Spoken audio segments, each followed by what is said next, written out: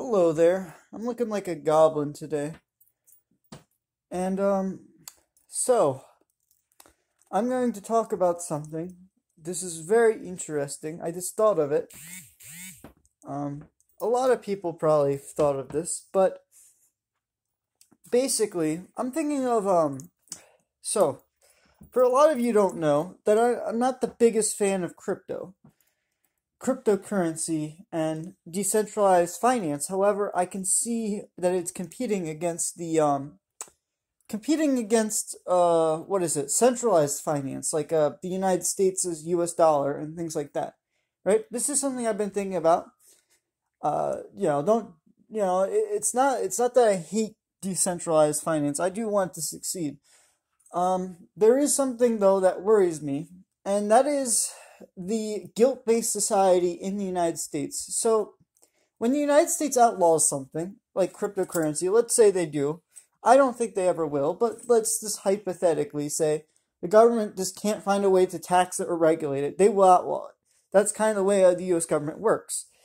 And so when the reason why I'm talking about guilt-based legal systems is, so there are three main philosophies on legalism, or different law. There's Chinese central law, which is like, it's kind of like Germanic law. So Germanic law is what we use in the United States. Roman law is not no longer used in any country. It used to be used by the Italians, but they stopped using it after the monarch appeared. So there's three different philosophies on legal systems, and I don't know why I'm relating this to cryptocurrency, but I am.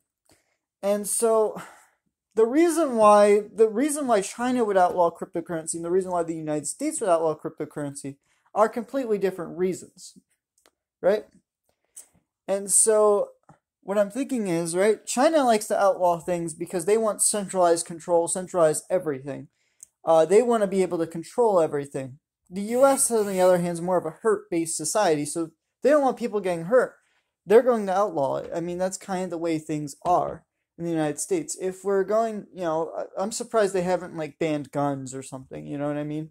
Because they're so afraid of getting hurt. There's so many lawsuits from like schools about, do you hurt this kid's feelings and things like that. Where, I mean, I guess schools are a different representation because they're a more vulnerable population. Kids are a more vulnerable population. But I assume that that culture is going to spread throughout the United States, this anti-hurt, guilt-based society. We've always been a guilt-based society, however, because guilt is more of an individualistic ideal. But in China, they have more of a shame-based society. So in China, their first names are their family names, and their last names are their personal names. So personally, they're not as important as their family name. You put shame on your family, you can be in serious trouble. In the United States, however, your shame it's not shame, it's guilt. Your guilt is on the individual. And so if you're guilty, because that's what our legal system is based on, not shame, guilty, it's based on guilty and proving innocent. If you have guilt for something, you're more likely to go into jail. And so, while yes, you still have to actually do the act in order to go to jail most of the time, I'm just thinking of like the differences. Like, why would China outlaw something over the U.S., right?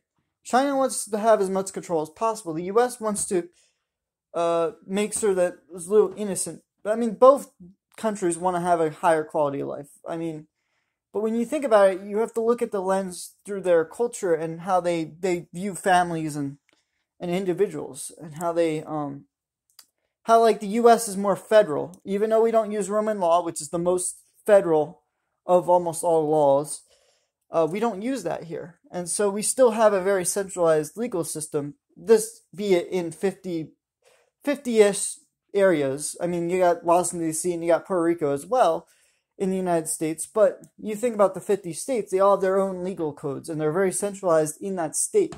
So that state makes it more of like a centralized entity, if that makes any sense. There are like county laws that I guess you could break and stuff like that. Um, but yeah, those are that's kind of the thing I'm thinking of, is like, I'm thinking of shame-based societies and guilt-based societies. And shame-based societies are basically Islamic, Asian, mostly in Asia and in North Africa, are more shame-based. Like more guilt-based individualistic societies are more like the United States, Canada, not Latin America. Surprisingly, Latin America kind of falls in the middle. But like I'm thinking of like Europe mostly, and then Orthodox Europe's interesting because it falls in between just like Latin America, because basically anything that has not been as culturally influenced to the rest of the world, like if they're smack dab in the middle, like Orthodox Europe, like Greece or Turkey or Russia, those are more in the middle. They're not totally shame based. They're not totally guilt based. We are totally guilt based. So you have to look at it through the lens of our family is vitally important in certain areas, and in Chinese society, I mean, the man, for some reason, I don't know why this is. I'm certain it's probably true with English speaking countries as well. The man takes on the family name. He takes on the responsibility to take care of the family, and he also has the most honor in the family, making the woman kind of seem, second to the man. It's that's how most of humanity is viewed, men, because men have always fought in wars. They've always died. The economy is driven by women's looks, and so men have always wanted to do things for women. And so, like, when you see that, and then, the people who consume the most resources are the kids and the moms. So they're not as honorable, but they still are important because they leave on the next generation. So in some ways, the honor of the man in both the guilt-based and the shame-based societies, it's more extreme in the shame-based society because you have to carry on the family name. Your family name's in the front. Unlike in a shame-based society where my last name's in the back. So I'm just thinking about, like, I don't know, what was I going here with this? I was thinking, like, with, like, when, like, as we're going to be more equal, I guess, I don't know. We are equal, pretty much. I say men and women are equal. We're equally different and the same all at the same time. Like, you think about sports, right? Women generally, for the most part, I don't think there's a single sport that women have totally dominated men. There's only wrestling. There's one girl that wrestled thousands of men and won. That was the only woman that's ever done that in history. So I'm just thinking of men's strength, right, is kind of why we dominate in terms of, like, when you look at money and things like that.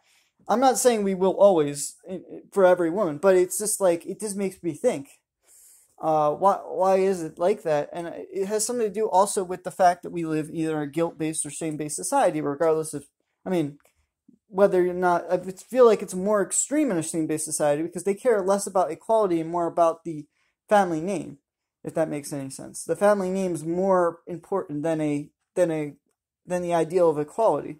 Meanwhile, in the United States, we care so much about equality, we're willing to sacrifice the family structure. We have to give welfare benefits. We give, like, government checks to people who have kids here. And so it breaks down the family structure, and it's very saddening that people rely on the government so much for money. And if the government can't provide that, they go broke. They instead of teaching a man to fish, we've given the man the fish every day. And if they don't get the fish, they starve. And so that is an issue we are facing as a guilt-based society. We're guilty if we don't give this person a fish. Meanwhile, in a shame-based society, well, your family was already broken. You've already created the shame for your family if you had a kid or something like that. So it makes me think. I know it's terrible what I said, and maybe I'm just a weird. I'm a hypothetical economist. I'm not even a true economist. I don't have any degrees. I have a dental assisting degree, okay? I'm a dental assisting economist. I love studying the economy. I don't even know anything about dental assisting, despite the fact that I spent 4 years at a dental assisting school. And I was a dental assistant at one point. I mean, I didn't really like dental assisting all that much, but that's the only degree I have, right? And so when I look at my expertise now, or what I'm viewing the world as through an economy lens, And when you view the world through an economy lens, you start to look at people as numbers, not actual people, and that's kind of sad. And I feel very emotionless. It's kind of hard to explain. But anyway, I hope somebody learned something through this video. I think I just rambled on for 10 minutes. But this channel is about me and why I believe the things I do. And, going throughout the United States, I could see this culture spreading to other areas besides the school system as I've grown up. And I see my generation kind of fulfilling this role. So, goodbye.